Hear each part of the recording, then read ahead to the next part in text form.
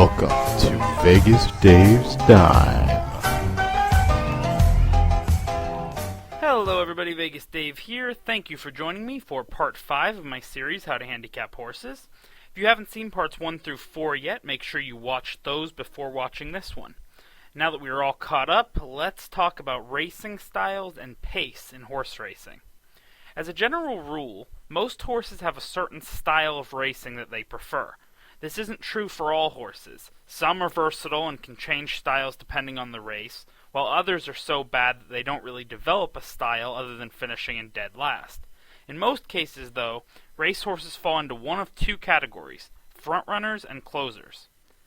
Frontrunners try to do exactly what their name indicates: run out to the front and take the lead right from the start of the race. The term wire-to-wire describes a horse that jumps out to the front of the pack right away and stays in front for the entire race to eventually win. Frontrunners set the pace of the race.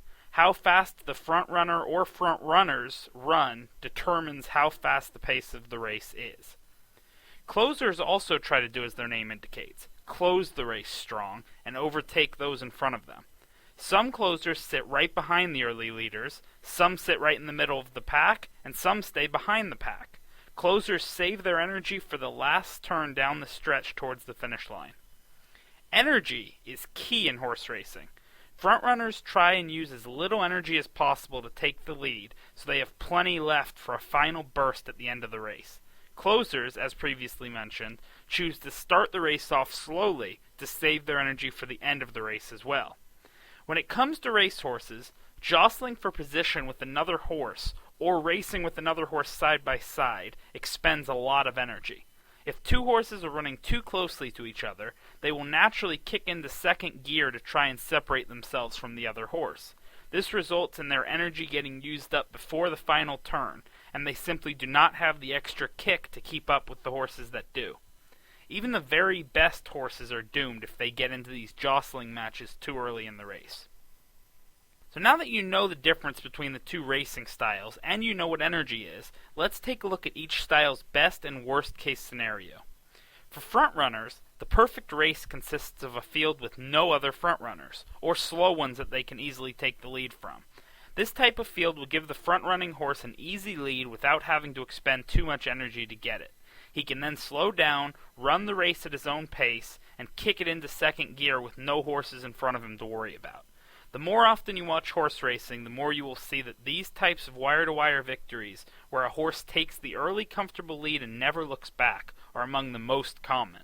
Unchallenged frontrunners are extremely difficult to catch, regardless of buyers.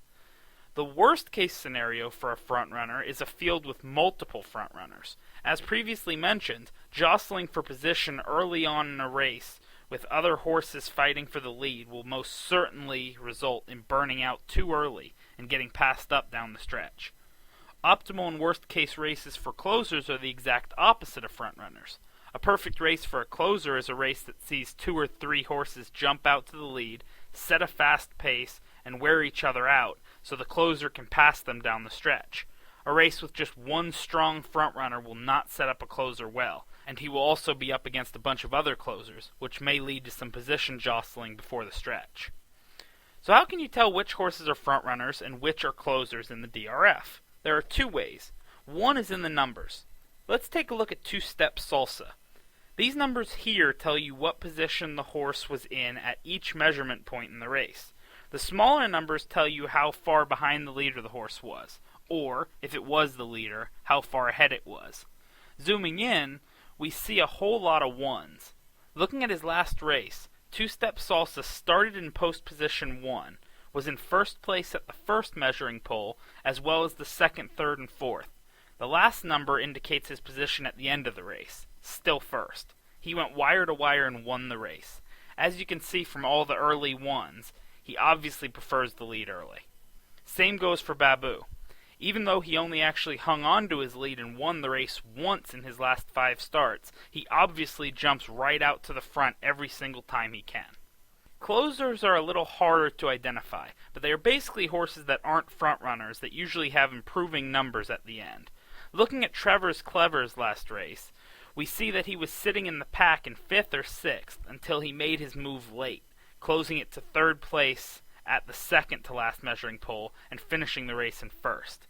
Even in races he didn't win, like these ones, he went from 7th to 2nd and 8th to 3rd. He obviously has some late kick. Same goes for La Cirque. While she didn't win any of her last 5 races, she did come from behind to place twice and to show twice.